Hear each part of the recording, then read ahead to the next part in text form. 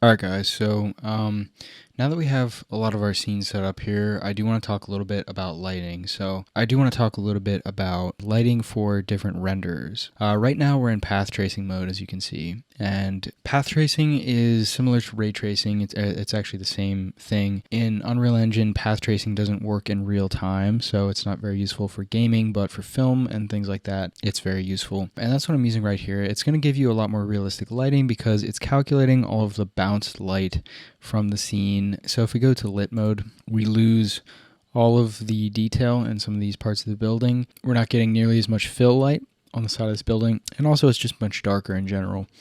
That can kind of be simulated in lit mode by going to our HDRI texture and increasing the intensity of it. If you go up to something like 2, now we can see we have much more detail in some of these areas, and we're getting a lot more light in general. In path tracing mode, the reason that we have more detail in the shadow areas here is because light is bouncing off of the snow, it's bouncing off of these trees, and it's illuminating the side of this building. It's the same type of thing as lumen in Unreal Engine 5. That's just something to keep in mind. So you want to light your scene based on which render you're going to be using. So you need to figure out which render you're going to use. It's important to choose which render you're going to use so that you can light accordingly.